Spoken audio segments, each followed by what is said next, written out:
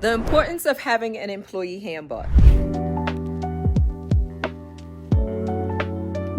Hello everyone, welcome back to my channel. If this is your first time here, welcome. If you are a subscriber, welcome back, and you already know how I feel about you. Mwah! My name is Coach Michele, of course, Michele Williams, aka Coach Michele, and today we are going to talk about an aspect of running a successful non-medical home care business and the employee handbook. They go hand in hand, guys. Now, some of you might be thinking, why do I need an employee handbook? So the reason is, let me tell you, having an employee handbook is essential. It's essential for several reasons, right? So the first reason is setting expectations. When you're onboarding a new employee, it is very important to set clear outlines on the rules, the regulations, the policies, the procedures, and the expectations that you have for your company.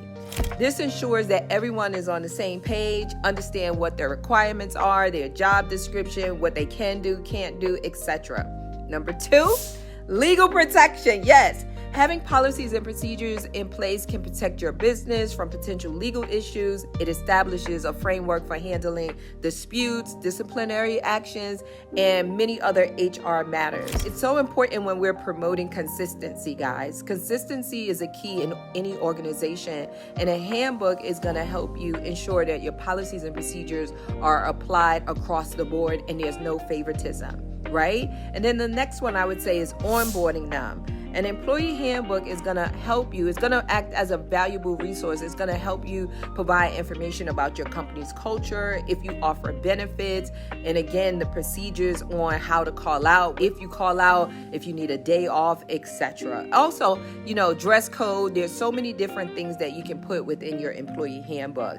No matter if you're just starting out or if you have hundreds of caregivers, I recommend having an employee handbook to guide you through the process. It's going to help create a positive work environment, ensure compliance with the laws and regulations like I mentioned, and set clear expectations for all of your employees.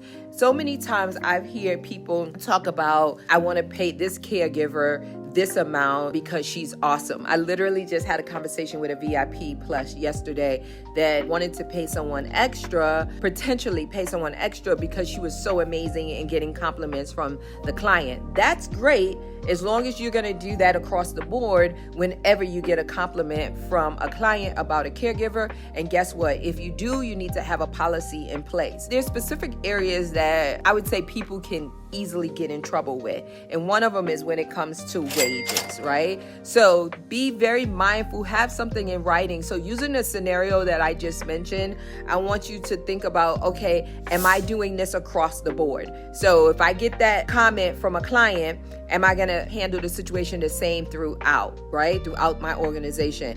And if I am, I need to create a policy and procedure on it. It needs to have a title. It needs to have clear guidelines on how somebody can get a higher pay wage based on a compliment, right? Another example would be, paying someone because they have more experience than someone else. That's fine. Some people do that. I didn't, but some people may say, okay, if you have 0 to 1 year experience, you're going to start off with this amount. If you have 1 year to 3 years experience, you're going to start out with this amount. If you have 3 years plus, you're going to start with this amount. That's fine if you want to do that. However, you need to have a policy in place so a caregiver can't come back and say, oh, you're discriminating against me because of blah, blah, blah, blah, blah. Whatever reason they come up with based on how they feel is legitimate to them. Right? So you want to make sure you're always protecting your business and you're fair across the board. If you're telling, one caregiver, you can come into the office and do administrative work. If that caregiver signed a job description as a caregiver or a CNA or a PCA or home health aide, and everyone else is signing the same one, and another caregiver asks to come into the office to work, and you say no, that person could be like, oh, you're discriminating. You like her more than me. And you're thinking, no, it's just that she has experience. Her client passed away. So I didn't want to lose her as a caregiver. So I brought her into the office. You could have whatever reasoning you have, but that doesn't negate how that person feels. And this is a very litigious society. People could sue for whatever reason they want, even if there's no legal grounds. However, they can sue and you have to protect yourself. So why not protect yourself from the very beginning by setting yourself up for success and having these things in place? The last one I'll talk about, because there are so many, I'm just giving you like the top two, would be disciplinary. What does that disciplinary process look like for your organization? If someone calls out, do they get a pass on that first one? If so, everyone needs to.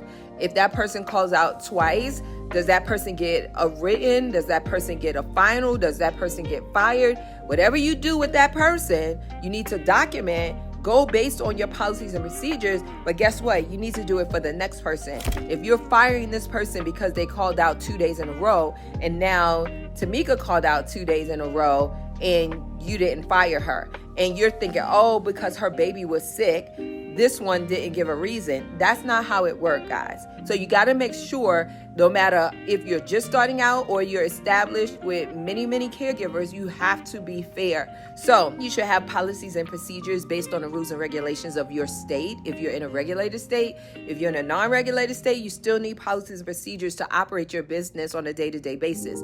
Now, in addition to that, I recommend having an employee handbook with guidelines. For those of you that are my clients, my coaching clients, you can go into the portal, go to the Success File Cabinet, and I have my handbook in there as a Word doc. You guys can manipulate it any way you like.